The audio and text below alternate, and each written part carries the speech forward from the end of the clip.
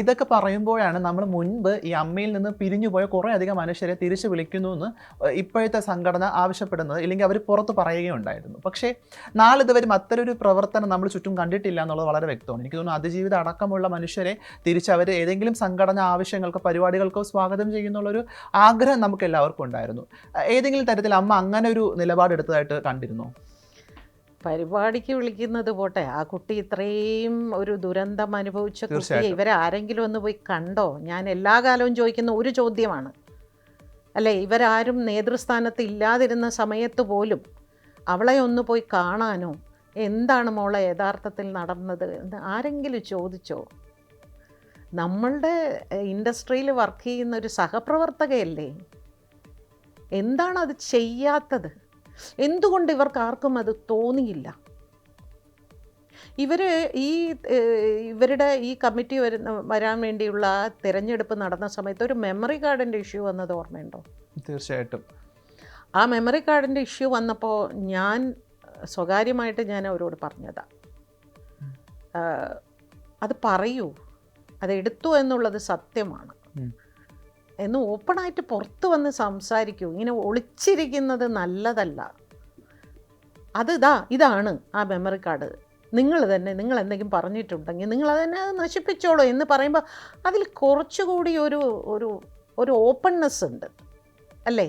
തീർച്ചയായിട്ടും. അത് ഒരു കാര്യം നമ്മൾ ചോദ്യം ചോദിക്കുമ്പോൾ അതിന് ഉത്തരം പറയാതിരിക്കുക എന്ന് പറയുന്നത് അതിൻ്റെ ഉള്ളിൽ എന്തോ ഒരു കള്ളത്തരം ഉണ്ടെന്ന് നമ്മൾ തന്നെ പറയുന്നതാണ്.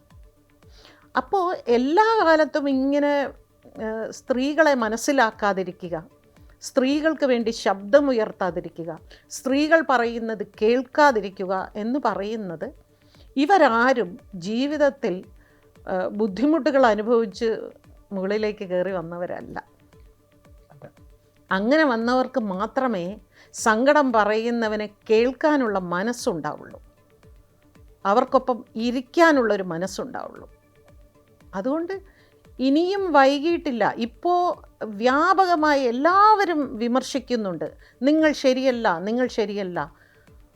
ഇതിപ്പോൾ എൻ്റെ വീട്ടിലാണ് അങ്ങനെ പറയുന്നതെങ്കിൽ ഞാൻ വീട് വിട്ട് ഇറങ്ങിപ്പോകുകയല്ലല്ലോ, ഞാൻ ഉള്ളിലിരുന്ന് ഞാൻ ആലോചിക്കുകയല്ലേ ചെയ്യുക.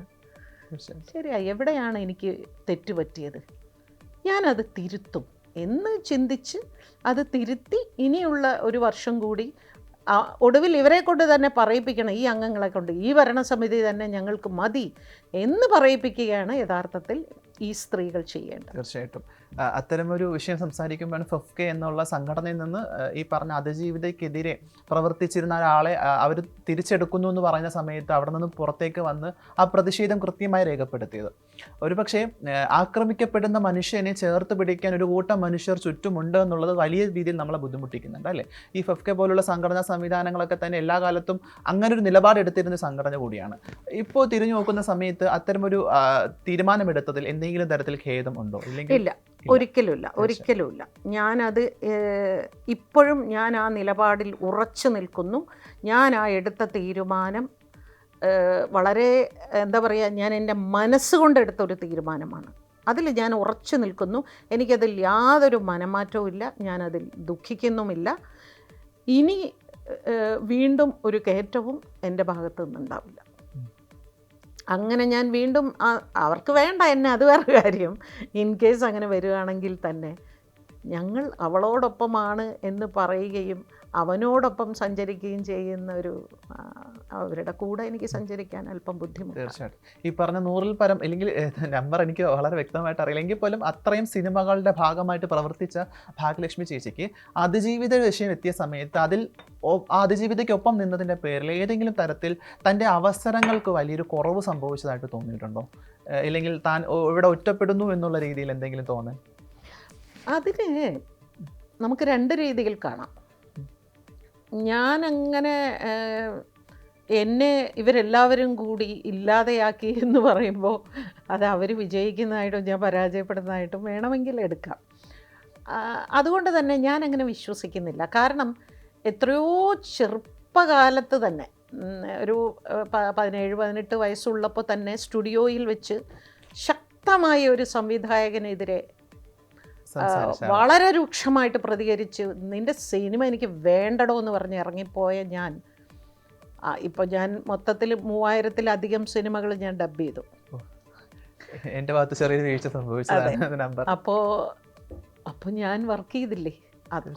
അന്ന് ഏറ്റവും വലിയൊരു സംവിധായകനെതിരെയാണ് ഞാനത് അങ്ങനെ പ്രതിഷേധിച്ച് തിയേറ്ററിൽ നിന്ന് തന്ന പൈസ ചുരുട്ടി കൂട്ടി മുഖത്ത് വലിച്ചെറിഞ്ഞിട്ട് ഇറങ്ങിപ്പോയത്. വേണമെങ്കിൽ എന്നെ അന്ന് ഇല്ലാതെയാക്കാമായിരുന്നല്ലോ.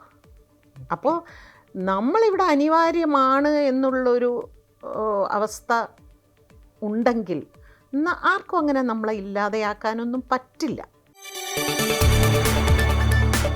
കൂടുതൽ വാർത്തകൾക്ക് news 18 Keralam YouTube channel subscribe ചെയ്യുക.